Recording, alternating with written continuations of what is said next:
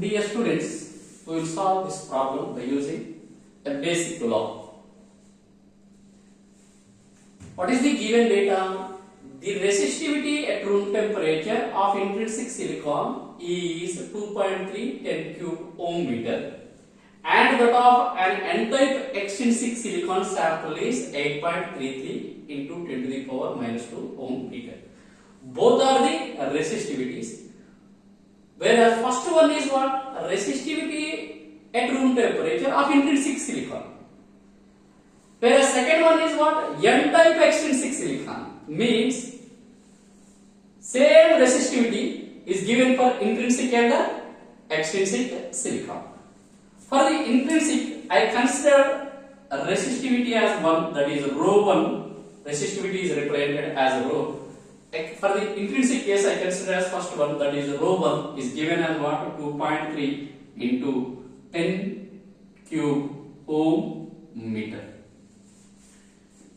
And that of n-type extrinsic silicon sample is 8.33 into 10 to the power minus 2.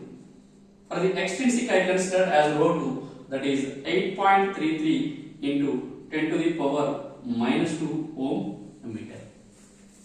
A bar of this extrinsic silicon means for the extrinsic silicon resistivity is like this na.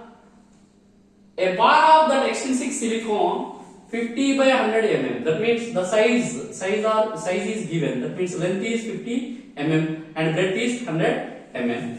And a steady current of 1 microamp. A steady current of 1 microamp. Note down this steady. Steady means what? Constant current. A steady current of 1 microamp exists in the bar.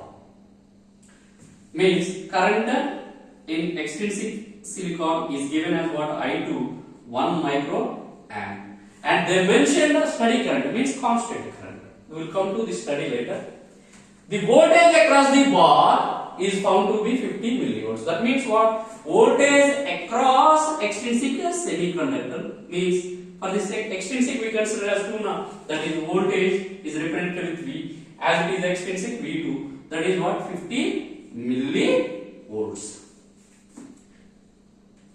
If the same bar is extrinsic silicon, if the same bar is intrinsic silicon, the voltage across the bar means we need to determine the voltage across the intrinsic silicon. Voltage across extrinsic silicon is 50 millivolts. We need to determine what? Voltage across intrinsic silicon. That means V1. Here I2 is given, V2 is given. We need to determine V1. Rho 1, rho 2 are given. And what about I1 current? Please make a underline at steady current. Means current is constant. So that's why I1 we can take as 1 microamp only. If you know relationship between voltage and current, we can easily determine this parameter, that is required parameter is V1. From Ohm's law, we know that V equal to what? IR.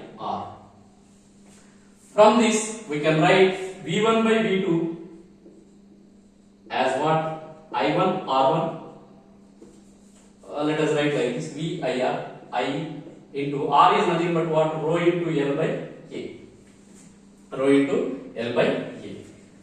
Now we can write V1 by V2 as what? I1.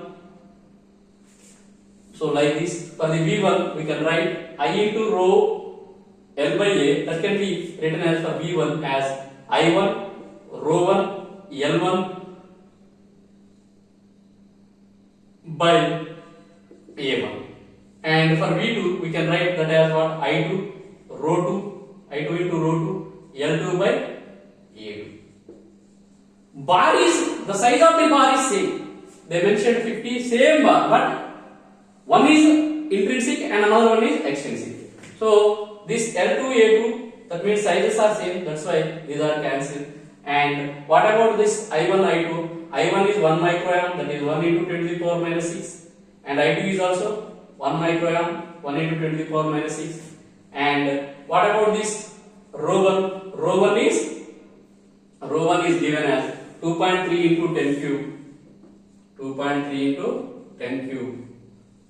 That is ohm meter. And the current is given as micro amperes. So that's why I converted that one as amperes. 1 into 10 to the power minus 6. And next rho 2. What about rho 2? 8.33 into 10 to the power minus. So this one cancel out. We require this V1. V1 equal to V2 into, what is V2? That is 50 millivolts. That is 50 into 10 cube.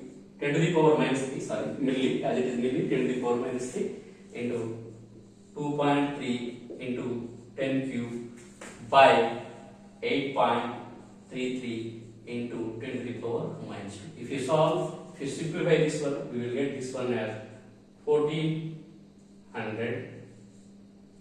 Okay, solve this one, and if you solve that one, you will get 1400 volts. So now V1 is what? That means voltage across intrinsic silicon is 1400 volts. In order to solve any problem, we need to understand the given data. So if you study this data and if you understand this data, you can easily solve this question. So given data is what? Voltages are given, current is given, and one more thing, resistivity is given. If you know the relationship between that voltage, current and resistivity, then you can easily solve this problem. Basically, you have basic relation V equal to IR, but here relation is not related to that R. Indirectly, it is related to what? The resistivity. So that's why you can write this I. V equal to IR. R can be written as rho into L by A. Rho is given, length is given, and area is also given. Same bar, that means this length and area are same. Of course, there is a change in the doping. One is intrinsic and another one is extrinsic. So that's why there is a change in the resistivity for the intrinsic as rho 1 and resistivity for the extrinsic as rho 2. And of course, they mentioned a steady current existed, that is I1, I2 both are same. V2 is given. We need to determine V1 by using what? This